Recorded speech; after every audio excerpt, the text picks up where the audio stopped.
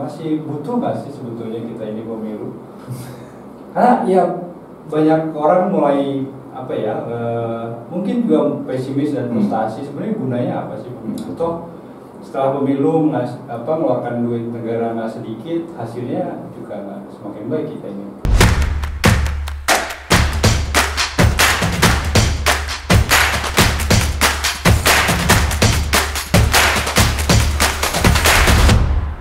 Oke, halo Lur, ketemu lagi di kanal Kolase Konstitusi bareng Bodanar. Di tengah-tengah kita sudah hadir kawan-kawan gua, tokoh-tokoh hebat. Ada Mas Agus, ada Bro Fahmi. Hari ini kita akan diskusi, akan ngobrol-ngobrol, bertukar pikiran soal pemilu, karena sebentar lagi Republik akan hajatan Pilkada 2020 ya. 270 daerah kalau gua salah baca, serentak di Desember. Kelihatannya begitu. Gitu ya, benar ya. Nah, pertanyaan gue yang pertama nih, Bung Agus, masih butuh nggak sih sebetulnya kita ini pemilu? Karena ya banyak orang mulai apa ya, mungkin juga pesimis dan frustasi. Sebenarnya gunanya apa sih pemilu? Toh setelah pemilu mengeluarkan duit negara nggak sedikit, hasilnya juga nggak semakin baik kita ini. Menurut Bung Agus gimana? Ya, itu pertanyaan itu menarik. Bung Agus saja yang jawab karena masih percaya pemilu. Oh iya, lu udah. Ya. Saya setengah-setengah. Nah, saya coba jawab ya pelan-pelan. Ya ini, kalau misalnya di luar pemilu ada alternatif, kita bisa bicarakan.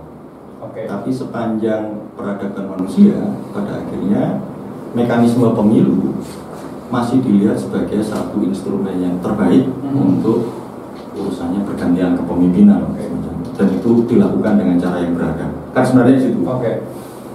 Tapi juga sebenarnya gini, saya juga bisa memahami persoalan bahwa kemudian ada kejenuhan, ada pesimisme, frustasi bahkan ya. Kalau saya sih mungkin skeptis lah. Ya. Ada harapan, ada keraguan, ya itu ada campur-campur. Nah itu yang harus dicari. Tapi kalau mau agak filosofis sedikit ya, saya coba kutip lah, ini ada pendapatnya seorang filsuf kebangsaan Spanyol yang seharusnya menjadi filsufnya para pegiat pemilu atau pemerhati atau pembelajar kepemiluan. Kayaknya baca lu doang ya? Dugaan saya gitu, makanya saya sampaikan lah biar agak nyebar ya kan. Mas Agus jarang mau pinjamin buku sih. Iya. Nah itu filsuf itu namanya Jose Ortega Gasset. Dia bilang gini, kesejahteraan kaum demokrat apapun jenisnya bergantung pada satu detail teknis yang kerap dianggap sepele, yaitu undang-undang pemilu. Yang lain akan mengikutinya. Nah, tidak cukup juga itu. Nah, itu yang harus didalami lebih lanjut. Mana saja aspek-aspek yang harus misalnya diperhatikan. Karena asumsinya dengan adanya pemilu kemudian kesejahteraan kan tujuan akhir dari bagaimana kemudian kita bernegara, dan itu juga mandat konstitusi kita. Artinya pemilu itu sebetulnya diletakkan sebagai prasarana untuk menuju kesejahteraan. Persis. Oke. Ya. Nah, kalau menurut Bro Fahmi gimana? Kan orang yang nggak percaya atau udah stateless dia ini mungkin nggak percaya karena dulu sering itu kan bikin riset korupsi politik kan. Ya, itu juga yang menjadi keheranan saya kan. Karena dari tahun 2003 gitu ya, 2002 kita udah mendalami dan kita tahu sebelumnya juga undang-undang pemilu udah pernah dirubah gitu kan. Dan kita memplototi hal yang sama soal akuntabilitas keuangan politik gitu ya. Dan di situ melibatkan sebenarnya juga perubahan sistem. Ya. Dan saya sebenarnya ya masih cukup yakin dengan apa yang Bro Agus bilang bahwa sebenarnya kuncinya ada di situ. Tapi kan jangan yakin lagi mulu, jangan saya bohong ya, nggak percaya aja. Artinya begini, kita ya waktu itu kita sama-sama nggak tahu sekarang ya, kayak saya setengah-setengah karena apa? Karena meskipun sering dirubah undang-undang pemilu ini, ya khususnya di apa yang saya riset waktu itu ya, soal political financing, ya itu penerapannya mungkin penerapan yang salah, penyelenggaranya itu yang nggak konsisten, atau memang ada persoalan di aktor-aktor politik yang memang tidak mau politik ini bersih, tidak mau politik ini dari awal tidak diracuni oleh kepentingan kelompok-kelompok tertentu yang memang ingin menggunakan posisi-posisi politik itu untuk kepentingan di masa depan. Karena kita selalu mengategorikan itu kan sebagai investigative corruption kan. Jadi korupsi yang dilakukan sekarang tapi manfaatnya di masa depan. Dan praktek transaksional ini itu yang menurut saya menjadi PR kita. Jadi mau berapa kali pun kita merubah undang-undang politik, mau berapa kali pun kita melakukan pilkada, ya. Akan tetapi mungkin aktornya ini aktor terbaik gitu loh, orang-orang baik, putra-putri terbaik kita. Gitu. Akan tetapi ketika mereka masuk itu, kadang-kadang mereka berada di sebuah mekanisme yang mengharuskan mereka itu untuk melakukan itu, dari mulai pembayaran mahar politik yang kita tahu masih sampai sekarang, sampai ke membayar pemilih, walaupun kita tahu pasti ya kecerdasan pemilih itu bertambah seiring juga dengan tadi soal mekanisasi atau apalah istilahnya penertiban dari aturan-aturan yang terkait dengan sistem kepemiluan itu berubah gitu ya. Saya yakin memang ini menjadi lebih baik, penyelenggaranya juga menjadi lebih profesional. Tetapi sayangnya praktek ini tuh nggak bisa dicegah, nggak bisa kita hentikan gitu loh. Jadi harus dicari apa sebenarnya itu permasalahannya. Jangan-jangan ya seperti pernah saya diskusikan dengan Mas Agus ya. Jangan-jangan partai politik ini juga korban gitu ya. Yang kita anggap selama ini sebagai pelaku, jangan-jangan mereka korban, mereka juga selalu mengalami dilema ketika akan memasuki sebuah hajatan yang disebut dengan pemilu atau pilkada. Mereka harus membesarkan sendiri semuanya. Mereka juga dibebani, terutama di daerah gitu ya, dibebani oleh keinginan dari elit partai untuk supaya kaderku yang harus menang gitu ya. Sementara praktek transaksional ini seakan-akan sudah menjadi kelaziman. Dan ya kalau gitu dari mana kita mesti perbaiki? Kalau kan Bro Agus bilang undang-undangnya, hal-hal sepele yang teknis tadi bilangnya, hal-hal teknis yang sepele itu di undang-undangnya. Yang kerap dianggap sepele oleh orang. Oke. Dan itu kan kalau kita lihat dalam konteks parlemen kita itu kan kayak agenda 5 tahunan ya. Ganti undang-undang, perubahan undang-undang pemilu. Nah tapi kan tadi Bro Roy bilang ini sebetulnya nggak sekedar hanya membereskan mengubah undang-undangnya saja gitu. Jadi sebetulnya kalau dari sekian faktor katakanlah yang menjadi penyebab persoalan tadi itu mana yang lebih dulu harus diberesin dulu atau bareng-bareng atau gimana? Kalau menurut saya ini ya, aku nggak tahu mungkin lanjutan tadi. Mungkin kita harus melihat tidak hanya pemilunya. Kita harus melihat pemilu ini sebagai satu mekanisme untuk mengawali sebuah proses yang besar gitu ya, terkait dengan bagaimana seorang politisi itu mau melaksanakan pekerjaan gitu ya. Dan ketika kita melihat pemilu itu menjadi lebih besar gitu ya dari sekedar sebuah perhelatan yang hanya ada tahapan-tahapannya gitu ya, maka kita akan melihat bahwa ada bangunan misalkan seperti pendidikan politik ya, ada bangunan seperti kaderisasi partai, ada bangunan seperti civic education yang itu harus kita wariskan loh itu dari generasi ke generasi gitu, sehingga kita memiliki semacam karakter kebangsaan yang itu bisa kita pelajari dari sebuah perhelatan politik. Dan itu yang tidak pernah terpikirkan. Orang seakan-akan setelah ini terpilih selesai pemilu, padahal sebenarnya enggak gitu. Saya nggak tahu kalau saya melihat seperti itu. Kalau ya kalau saya sih memang layak untuk dilontarkan. Dan kemudian itulah yang harus dicari. Jadi begitu ada usulan-usulan, jangan-jangan partai, jangan-jangan memang mechanical sistem pemilunya, jangan-jangan misalnya budaya politik kita. Nah itu pertanyaan-pertanyaan yang diajukan. Nah fakta bahwa setiap kali periode pemilu selalu diiringi dengan perubahan undang-undang selalu diubah. Oke. Tetapi kita harus melihatnya begini konteksnya. Kita sampai sekarang tidak pernah punya semacam ukuran yang disepakati. Kita berdemokrasi dengan pemilu ini sudah pada sampai tahap yang mana, dan kemudian mana yang dianggap kelemahan, mana yang kemudian membaik. Misalnya gini, sederhana saja. Kalau dilihat, dicermati ya pasca reformasi, taruhlah 99, pemilu 99 dan 2004, banyak sekali kasus ditemui pemalsuan ijazah. Tapi Anda bisa cek sekarang, kasus itu mengemuka lagi nggak? Kan nggak. Mulai ada kesadaran baru bahwa kemudian politiknya menjadi mahal, iya, dan itu bisa dijelaskan. Tergantung. Karena kita bicara tentang pemilu, maka variabel sistem lah yang mungkin akan saya dekati.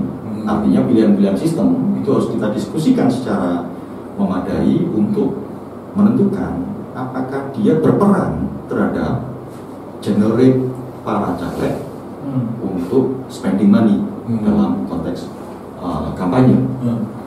Nah, misalnya begini, kita sampai sekarang tidak pernah ya, ada banyak kekurangan di kita, termasuk di kelompok-kelompok ini, termasuk taruhlah saya yang salah satu bagian. Kita tidak pernah memberikan informasi yang disertai dengan data-data yang cukup akurat kepada para otoritas kebijakan agar mereka, para otoritas kebijakan itu punya sejumlah alternatif yang disumbangkan oleh banyak pihak, sehingga mereka bisa memilih mana alternatif yang terbaik, termasuk mendudukkan semua problem masalah kita yang terkait dengan kepemiluan dalam satu rangkaian tertentu yang kemudian ditentukan prioritasnya yang mana duluan. Karena antara problem teknis yang lain dengan yang lainnya itu bisa jadi saling berebut untuk mencari posisinya. Dan sorry gue potong. Dan lu percaya ruang itu masih ada ya? Untuk maksudnya untuk memberikan alternatif kebijakan dengan segala macam evidence, dengan segala macam pertimbangan sehingga bisa diambil mana yang paling baik. Gini, saya percaya bahwa manusia berubah. Ya?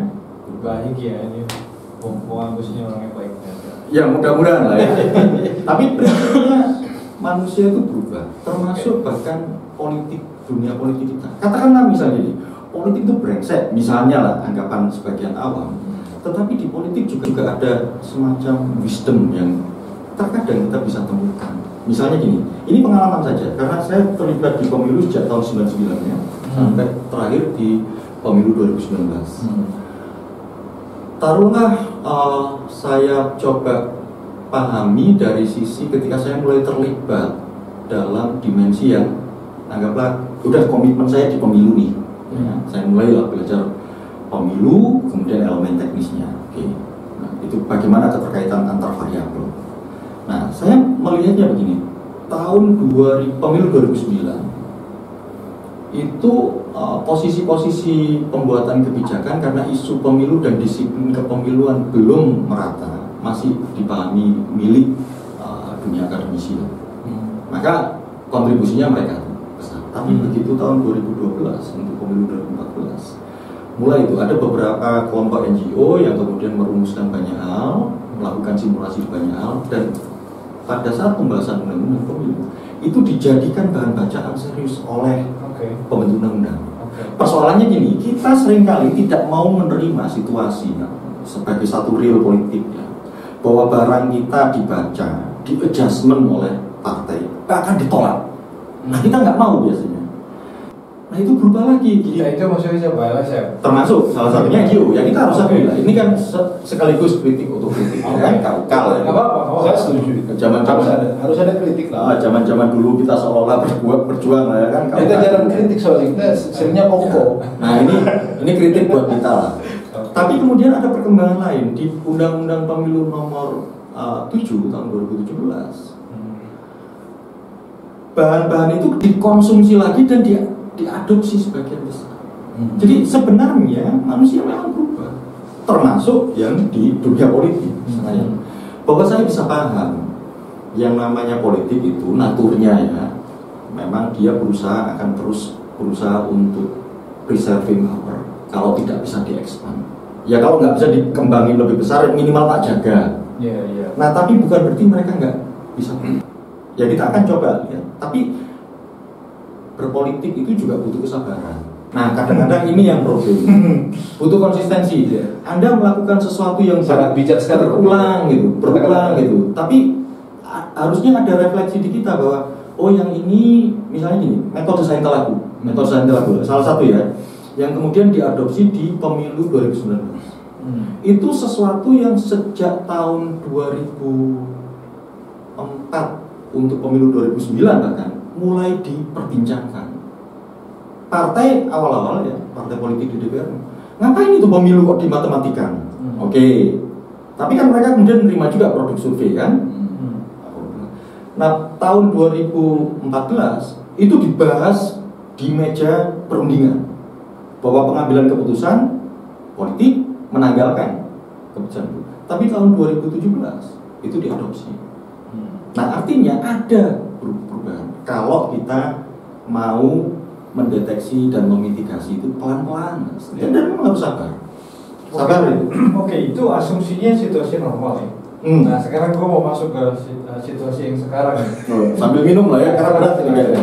New normal gitu ya. Tapi tetap aja itu tadi sebenarnya kan justru itu kan gini, perbincangan banyak orang ya, kalau paling kan kalau gue baca di media ya, di media online terutama. Ini 2020 akhir 2 Desember kita kan tadi ya pilkada 270 daerah. Nah, sekarang situasi sekarang kan lagi pandemi ini. Paling tidak ada 2 alasan orang yang kemukakan. Pertama dari sisi keamanan, apakah iya nanti nggak jadi kluster baru tuh orang ngumpul-ngumpul dan segala macam. Yang kedua duit. Kenapa nggak duitnya dipakai untuk beresin COVID aja sih? Nah, menurut gimana? Ya ini memang pertanyaannya pelik kan. Kalau dibilang saya maunya apa ya, saya berharap itu ditunda. Tapi juga saya berpikir juga dalam kerangka yang cukup logis begini. Taruhlah kemudian fokusnya ke pandemi, tunda aja nggak apa-apa. Pertanyaannya, siapa yang bisa jamin pandemi berakhir kapan? Ini nggak ada yang tahu. Nggak ada tahu. Nah, artinya dalam situasi pandemi yang tidak diketahui kapan berakhirnya, pilkada ditunda sampai batas waktu yang tidak ditentukan atau ditentukanlah tahun depan. Pertanyaannya, siapa yang tidak menjamin di tahun depan tidak meledak juga? Ini menyangkut bagaimana kemudian manusia memahami bagaimana sih perilaku COVID-19. Semua punya resiko terpapar, tetapi bukan berarti tidak ada cara untuk meminimalisir resiko. Ya saya nggak tahu apakah ini udah masuk kategori physical distancing. Kayaknya kita lebih misalnya dari 1 meter ya. Nah, misalnya lah semacam itu. Kita berusaha untuk. Saya kira ada mic aja kan. Nah, pertanyaannya juga ini, kan bagaimanapun juga penanganan pandemi dan segala macamnya, urusan ekonomi segala macam itu juga kan membutuhkan finansial negara. Pertanyaannya, sampai kapan duit negara mampu bertahan? Kalau misalnya segala aktivitas bahkan termasuk ekonomi dulu negara kasih ini. Nah, itu juga soal. Itu maksud saya kita selalu akan diperhadapkan pada pilihan-pilihan yang sulit. Kita akan mencari mana alternatif-alternatif yang tersedia. Sepanjang kita bisa kalkulasi resikonya, maka ada cost yang akan kita bayar. Tapi kalau misalnya kita tidak pernah bisa punya kalkulasi yang jelas terhadap resiko itu, maka itu bencana. Nah, itu yang menurut saya perlu dipikirkan. Lu gimana, Bro? Aku sih sebenarnya agak sejalan dengan Agus. Jadi sebenarnya ada resiko yang cukup besar juga dalam konteks pengambilan keputusan, terutama di daerah. Karena kalau misalkan kita tunda dan seperti praktek sebelumnya, dan itu sebenarnya pembelajaran dari sistem yang ada. Kalau misalkan ditunda kan jadinya ada PJS yang banyak itu di daerah gitu ya. Dan karena itu sudah habis masa jabatannya. Dan itu diangkat oleh satu, kalau masalah yang ngangkat kalau di kabupaten kota itu gubernur. Dan itu di bawah wilayah otoritas Kementerian Dalam Negeri. Ada orang yang memang punya perasaan, jangan-jangan ada kepentingan Mendagri ini kalau misalkan ini ditunda. Karena Mendagri ini kan figur yang cukup populer nih, ya gitulah kalkulasi-kalkulasi. Tapi kalau saya melihat sebenarnya aspek positifnya mungkin masyarakat akan memiliki pemimpin yang lebih mungkin legitimate, dedicated itu untuk mengambil keputusan penting, termasuk terkait dengan kedaruratan COVID ini di daerah. Jika ini misalkan dilakukan, akan tetapi di sisi yang lain, memang kita lagi sacrificing banyak hal. Gitu ya. Pertama soal kesiapan penyelenggara, tahapan-tahapan yang harus menyesuaikan dengan kondisi COVID ini. Yang kita sudah lihat, misalkan orang sudah mulai khawatir nih dengan tahapan misalkan coklit harus bisa dilakukan online misalnya. which is yang kita tahu ya, sebelumnya yang tidak online saja, yang ada verifikasi faktualnya, kan masih banyak muncul tuh pocong, setan, orang meninggal tetap bisa punya hak pilih, itu kan masih ada. Nah dengan online ini ya kita perlu coba juga, apakah jangan-jangan lebih bagus gitu ya. Tapi saya ngeliat kok risk ini tetap ada, tetap membayang-bayangi kita sebagai salah satu mungkin model kerawanan yang bakal terjadi. Yang kedua yang tadi soal untuk duit. Kalau kita berbicara anggaran, kita selalu berbicara soal plafon rencana. Anggaran itu kan rencana. Jadi plafon ini ada dua, plafon penerimaan dan plafon belanja. Yang kita tahu kan belanja yang di freeze nih kan. Yang di freeze itu belanja sekian. Tapi kan kita nggak tahu apakah setiap daerahnya memiliki skala penerimaan yang sama kan? Dan mereka sekarang secara ekonomi terkait COVID. Dan kita tahu neraca fiskal kita itu sangat bergantung pada pajak. Jadi pajak itu harus dari gerakan ekonomi. Ya. Tapi sebenarnya dengan adanya new normal dan sudah mulai jalan gitu ya, jangan-jangan itu sudah mulai berjalan juga gitu loh. Artinya sambil menuju ke sana sebenarnya negara kita ini ekonomi sudah mulai bergerak, dan saya yakin pemerintah sudah memberikan paket-paket stimulan ya yang bisa dilakukan. Dan saya dapat memahami dalam konteks pikirannya Pak Jokowi ya, bahwa pilkada selalu membawa berkah dalam tanda petik gitu ya. Berkah ini maksudnya di satu sisi orang-orang kan selalu berpikir pasti banyak orang bagi-bagi gitu ya, mungkin itu. Tapi kalau saya melihat positifnya, selalu ada efek domino gitu ya secara ekonomi dari pilkada. Jadi pilkada ini kan selalu memunculkan transaksi yang situ memicu orang menggunakan ruang pertemuan, ada mungkin dana yang lebih besar yang awalnya ditabung, terutama kandidat gitu ya. Kandidat sudah bersedia untuk mengeluarkan dana juga untuk menstimulan ekonomi, dan seterusnya. Dan saya kira ini mungkin gitu ya. Dan 270 daerah itu sama dengan setengah Indonesia, hampir setengah Indonesia gitu ya. Itu sebarannya 32 provinsi kan? Ya, dan mungkin di kepalanya Pak Presiden itu lagi berpikir menuju ke arah sana. Mungkin ekonomi ini akan juga terdongkrak dengan adanya suksesi pilkada. Kayaknya udah dekat banget Pak Presiden. Kayaknya gitu. Tahu apa yang dipikirkan. Baru tahu kita ini juga. Kalau saya dengar-dengar sih itu juga yang dipikirkan. Cuma dekat gua. Tapi saya kira itu ya yang mungkin dipikirkan. Tapi memang ancaman atau risknya itu cukup besar. Ya, kalau saya lihat misalkan soal bagaimana sih kita mengawasi disbursement dari dana untuk penyelenggaraan ini, gitu ya. Dan saya yakin sekarang saya baca tadi ada 133 daerah yang masih belum menandatangani nota tentang penggunaan dana daerah dalam hal pilkada. Setengahnya sudah, setengahnya belum. Dan ini kita belum tahu sebenarnya kenapa sampai setengahnya itu belum. Apakah instruksi dari Mendagri kurang kuat? Padahal deadline-nya sudah tanggal 24 Juni kemarin. Gitu. Seharusnya mereka menandatangani NPHP ya. NPHD. Tapi NPHD itu artinya daerah mau menggunakan APBD-nya untuk membiayai pilkada. Nah, dan sebelumnya sudah ada instruksi dari Mendagri untuk di-freeze gitu ya.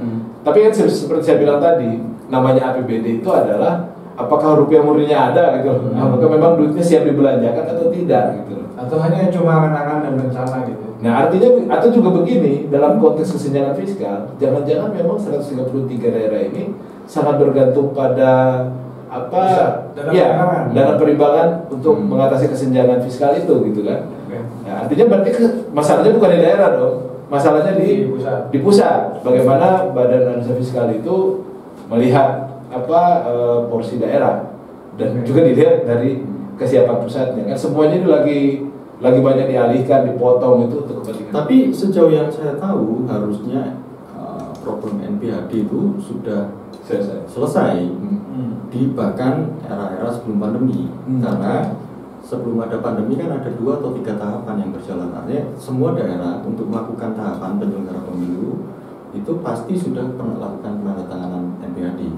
Bahwa kemudian ada pandemi dan dana yang di freeze itu kemudian yang jadi soal sebagian mungkin logis. Tapi kalau NPHD prinsipnya ada, bahwa kemudian ada tambahan anggaran untuk APD. Karena APBN untuk penyelenggaraan pemilu pilkada ya, akibat dari penerapan protokol kesehatan ya, itu hal yang Oke, nah kalau kalau misalnya gue kayak sebagai masyarakat awam dan kebetulan di tempat gue nanti akan juga pilkada, itu resiko yang paling buruk apa yang harus dihitung dan itu yang harus dihindari?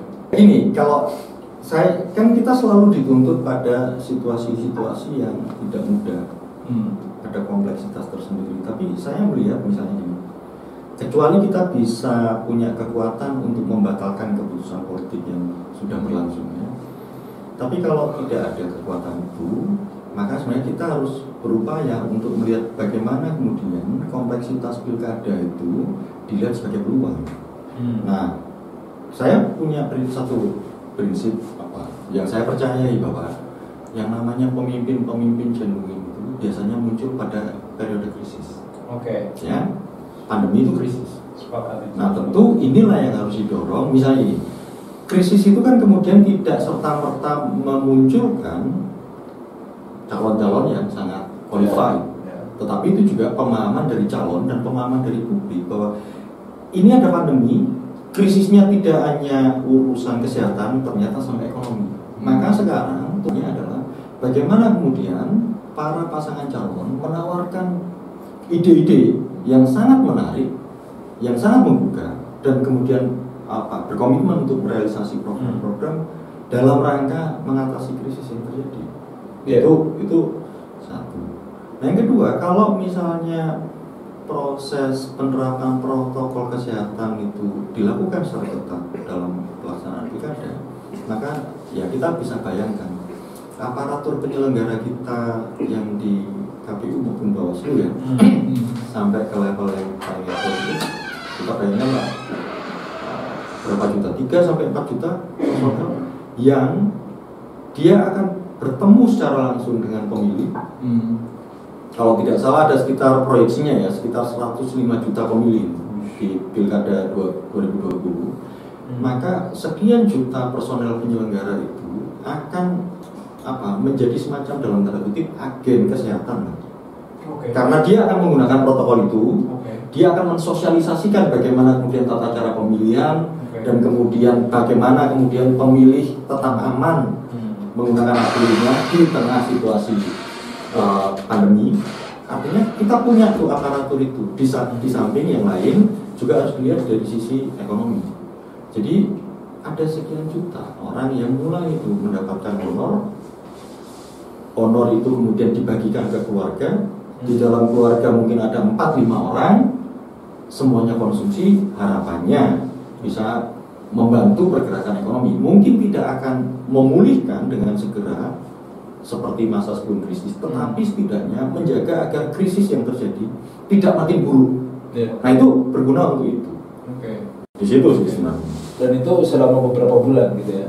Iya, artinya kan ketika mereka diaktifkan lagi, itu artinya ada spending untuk penyelenggara beserta keluarganya, ada putaran ekonomi sampai 6 bulan Desember akhir tahun. Nah, tentu kita harus pikirkan tuh ke depan bagaimana. Nah, tapi harapannya putaran-putaran ini kan harus juga dilihat multiplier efeknya.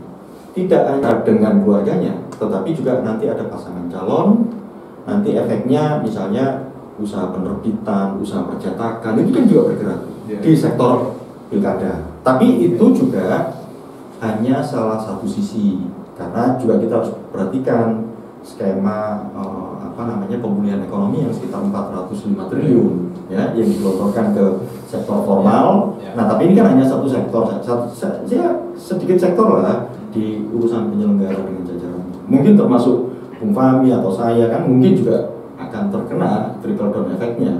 Karena bagaimana juga kita kan bekerja di pemilu. Ini logika ekonomi sederhana ya. Taruhlah kantong saya ini kosong. Begitu saya diberikan uang 100.000, ya, maka saya berangkat ke warteg beli makan. Warteg itu akan melihat saya besok harus belanja dan masak karena ada konsumen. Saya beli rokok ketengan, putar itu. Jadi sesimpel itu sih sebenarnya logika ekonominya. Tapi kan mungkin ya itu dianggap akan ya klise, tapi oke lah. Tapi itulah efeknya. Kalau dianggap apakah punya dampak terhadap ekonomi, itu bisa dijelaskan. Simpel saja. Populasi yang dari nganggur bisa bergerak roda ekonominya itu juga tidak bisa diabaikan. Kalau saya sih ngelihat mungkin ada positif ada negatifnya. Kondisi krisis ini juga sebenarnya semakin memunculkan peran dominan dari para petahana. Ya. Mudah-mudahan petahana ini sadar gitu ya, bahwa di situasi krisis saya tuh nggak boleh semena-mena menggunakan kekuasaan saya terhadap anggaran, terhadap proyek gitu kan. Tapi ya faktanya memang mereka yang lebih berperan, karena yang praksis ada duitnya itu di daerah adalah duit APBD gitu ya. Dan ini kan sudah mulai kita lihat ada gejala-gejala, misalkan petahana naruh foto di paket bansos, itu kan sudah fakta bahwa jangan-jangan ya ini mungkin petahana yang buruk, mungkin ada banyak petahana yang baik gitu ya. Aku berharap juga seperti itu, sepositif Mas Agus lah. Ya, tapi kalau dari data kasus sih sebetulnya nggak terlalu besar ya. Karena semua juga menyoroti itu. Dan penantangnya juga akan menggunakan isu itu. Dan yang membuat saya lebih positif juga melihat ini, karena saya lihat kok proses kasus di Bawaslu itu lumayan lebih baik dibandingkan dengan proses pilkada sebelumnya. Proses ini reaksi Bawaslu dan kemudian langsung, walaupun kadang-kadang kurang tepat gitu ya, ada seorang anggota komisioner bilang bahwa ini bisa ditindak, bisa dianulir. Tapi saya kira bagus sebagai warning dan pembelajaran kita juga ke depan jika itu memang betul terjadi bisa ditindak dengan undang-undang pemilu. Kemudian sebenarnya ada potensi kerawanan ya. Ini sebenarnya peluang sekaligus ancaman juga, kerawanan kemiskinan tadi itu. Jadi ketika masyarakat dalam jepitan ekonomi, kemudian muncul pilkada dan mungkin akan banyak praktek politik uang, itu bisa jadi sangat efektif gitu ya, mempengaruhi pemilih gitu.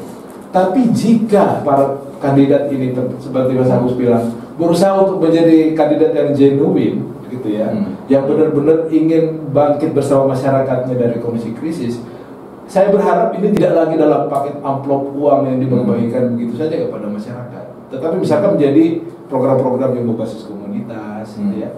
Saya lihat sekarang di WA Group itu yang paling terkenal itu WA Group All Shop RW gitu.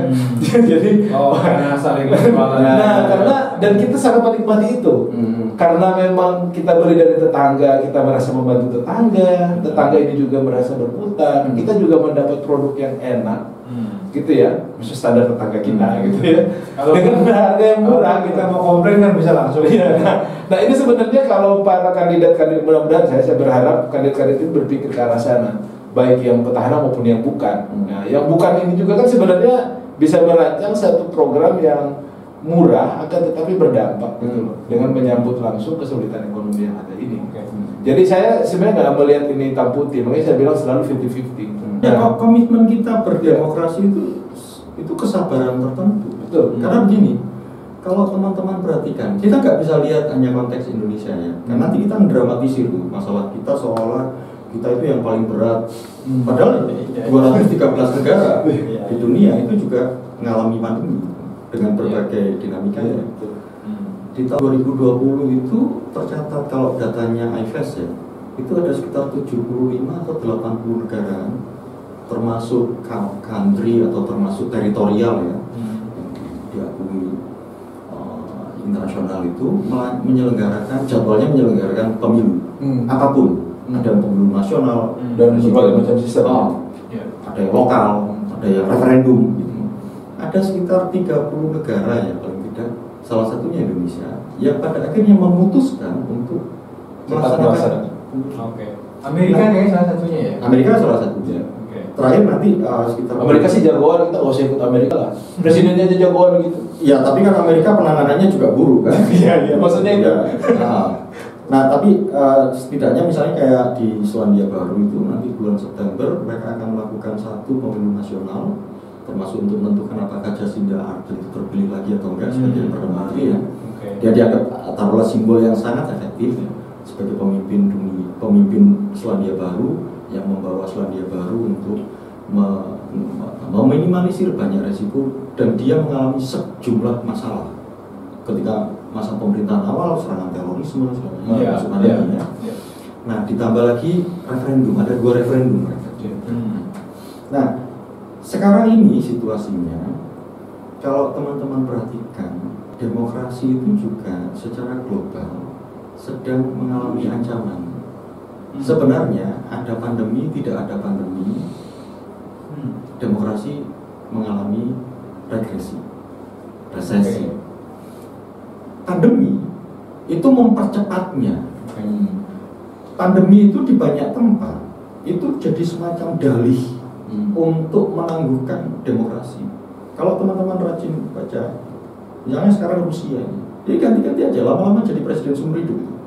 Ya, jadi presiden ada batas waktu, begitu dia terpenuhi diubah lagi konstitusinya dengan mayoritas partainya, jadi perdana menteri, nanti running lagi jadi presiden. Lihat gitu, begini. Nah, tapi kasus yang paling mutakhir itu, kalau teman-teman perhatikan itu di Hungaria, Viktor Orban. Dia itu sistemnya parlementer, kemudian partai dia dan koalisinya yang menguasai parlemen itu meloloskan satu undang-undang yang tidak lagi memberikan batasan bagi perdana menteri untuk exercise powernya dengan alasan pandemi. Jadi lucu nih, parlementer tidak lagi dibatasi masa jabatannya, dan itu menarik. Dan jadi banyak sekali agenda-agenda politik yang kemudian oleh karena pandemi itu dibahas secara tertutup dan kemudian cepat. Nah, kita harus juga mendeteksi itu, termasuk misalnya dalam konteks Indonesia, itulah kemudian peran publik itu perlu dijalankan. Bagaimana kemudian menyambungkannya dengan komunikasi itu dengan parlemen untuk isu itu sebagian didiskursuskan di luar. Jangan sampai kemudian pandemi itu menjadi alasan untuk mematikan proses-proses deliberasi politik di ruang publik. Nah, ini juga PR tersendiri. Ya, perlu ada konsensus ya, perlu ada konsensus di mana ya pasti sebuah proses ini kan akan menghasilkan suatu pemimpin yang buruk atau pemimpin yang mau mengambil pelajaran gitu ya. Dan terbukti di negara-negara lain juga ternyata seperti itu. Ini jadi kayak aji mumpung gitu ya, ketika kondisi bencana malah dia memperburuk keadaan gitu ya. Nah, kita berharap sih ada konsensus bersama dan ada konsekuensi lah bagi orang-orang yang menjadi pengkhianat demokrasi di tengah bencana pula gitu ya. Aku mau itu jadi ada sanksi berat dan yang harus hukuman mati kali ya, dipermalukan di depan publik gitu loh, karena ini sudah sangat keterlaluan. Kalau di undang-undang korupsi itu memang hukuman mati kalau dia terbukti korupsi di tengah kondisi bencana gitu loh. Nah, ini gimana caranya kita bisa ya, perlu ada satu orang atau beberapa sekelompok guru bangsa yang membicarakan ini, saya pikir sebagai konsensus nasional, dan itu saya pikir harus diusahakan oleh pemerintahan sekarang gitu. Oke, artinya dari apa namanya tadi Bro Agus dan Bro Fahmi cerita panjang lebar kan ini sebetulnya peluang yang bisa dimanfaatkan kan. Memang di luar kalkulasi tentang resiko yang kita sudah sama-sama peluang yang bisa dimanfaatkan di tengah ancaman yang nyata. Tapi sebagai bangsa tadi Bro Fahmi juga bilang ini adalah peluang yang sebetulnya bisa dipakai untuk konsolidasi, memperkuat ya. Publik juga bisa menggunakan momentum ini untuk ikut mengawasi, untuk memastikan agar pandemi tidak dijadikan alasan melanggengkan kekuasaan kan gitu ya, karena ada proses seleksi politik gitu ya. Jadi begitu Lur, gua garis bawahi sebagai akhir diskusi bahwa meskipun ada resiko-resiko yang bisa kita perhitungkan, tetapi ada potensi juga pandemi ini sebagai wahana untuk atau cara ya untuk kita sebagai masyarakat, sebagai bagian dari bangsa untuk bangkit, untuk memperkuat. Jadi buat sedulur-sedulur yang di daerahnya nanti pilkada, jangan lupa proaktif, awasi, dan yang pasti salurkan suaranya. Kukira begitu. Terima kasih Bung Agus, Bung Fahmi. Kita ketemu lagi lain waktu di diskusi lain topik. Tabik.